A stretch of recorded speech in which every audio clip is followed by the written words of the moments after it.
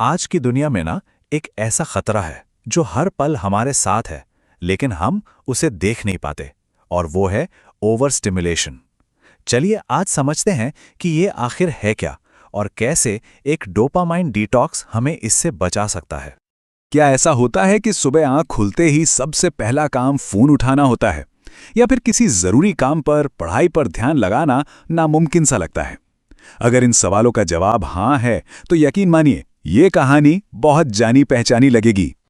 हम सब ना एक ऐसे दौर में जी रहे हैं जहां हमारे दिमाग पर हर वक्त, हर सेकंड जानकारी, मनोरंजन और न जाने कितने डिस्ट्रैक्शंस का हमला होता रहता है।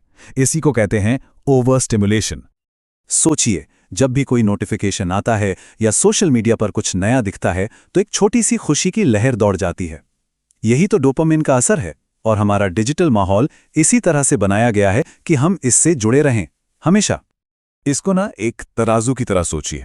एक पलड़े पर हैं तुरंत मिलने वाले छोटे छोटे इनाम, और दूसरे पर हैं वो काम जिनमें मेहनत लगती है। जब दिमाग को इन आसान इनामों की आदत लग जाती है ना, तो वो मेहनत वाले कामों से भागने लगता है। पढ़ाई हो या कोई जरूरी प्रोजेक्ट, सब कुछ बोझ लगने लगता है। तो फोकस की इस कमी के पीछे का साइंस क्या है? चलिए समझते हैं कि ये डोपामाइन आखिर है क्या और ये काम कैसे करता है। अक्सर लोग सोचते हैं कि डोपामाइन सिर्फ खुशी से जुड़ा है, लेकिन ये पूरी सच्चाई नहीं है। असल में ये मोटिवेशन का केमिकल है। जब किसी काम को करने की तेज इच्छा होती है, तो ये डोपामाइन ही है जो हमें उस इनाम की तरफ धकेलता है। इस स्पीकर वाले उदाहरण से बात बिल्कुल साफ हो जाती है। हमारा दिमाग भी कुछ ऐसा ही है। जब उसे रील्स, लाइक्स और जंक फूड से लगातार तेज डोपामिन मिलता रहता है, तो वो किताब पढ़ने या किसी से सुकून से बात करने जैसे साधारण सुखों की आवाज को सुनना ही बंद कर देता है। तो प्रॉब्लम ये नहीं है कि किताब पढ़ना बोरिंग है।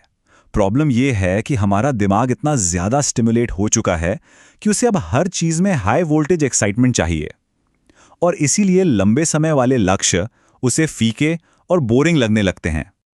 तो अब सवाल ये उठता है कि वो कौन सी खास आदतें हैं जो हमारे डोपामाइन सिस्टम पर इतना बोझ डाल रही हैं। चलिए अब उन्हें पहचानते हैं। ये हैं हमारे ध्यान के कुछ सबसे बड़े दुश्मन। सोशल मीडिया की वो कभी ना खत्म होने वाली स्क्रोलिंग, टीवी शोज के अगले एपिसोड का लालच, या फिर मीठे खाने का मजा। ये सब हमें तुरंत डोपामाइन का एक शॉट देते हैं और हमारे ध्यान को हाईजैक कर लेते हैं। दिक्कत तब शुरू होती है जब इन चीजों का इस्तेमाल एक आदत बन जाता है।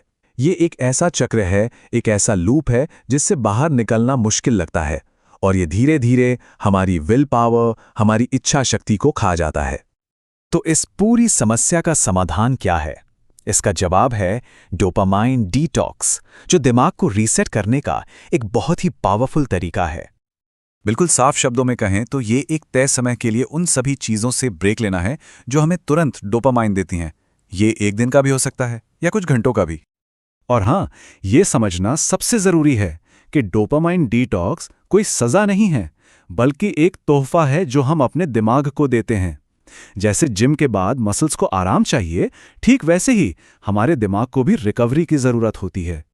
अच्छा, तो अब सवाल आता है कि अगर ये सब नहीं करना, तो फिर डिटॉक्स के दौरान करना क्या है? चलिए देखते हैं कि हम हाई स्टिमुलेशन को लो स्टिमुलेशन से कैसे बदल सकते हैं।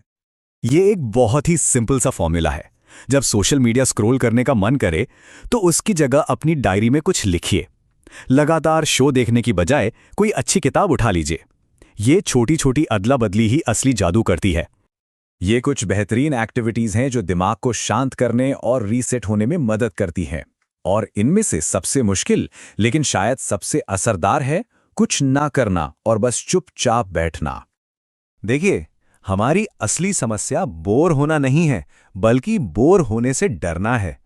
जैसे ही थोड़ा सा खालीपन महसूस होता है, हम फोन उठा लेते हैं और दिमाग को सोचने का मौका ही नहीं देते। याद रखिए, बोरियत वो दरवाजा है जिसके पीछे क्रिएटिविटी और नए आइडियाज छुपे हैं।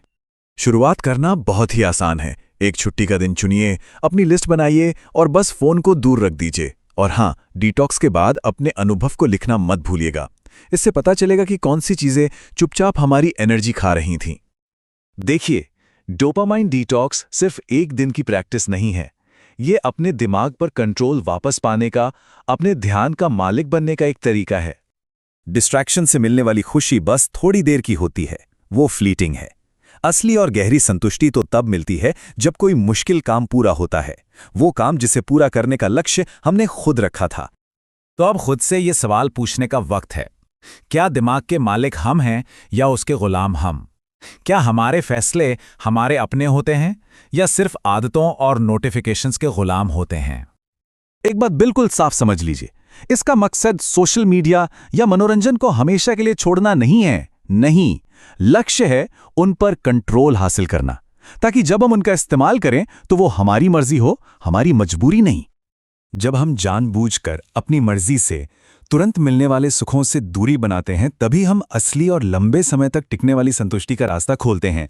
डोपामाइन डिटॉक्स बस एक याद दिलाने का तरीका है। दिमाग आपका है, आप उसके नहीं। आप मालिक हैं, गुलाम नहीं।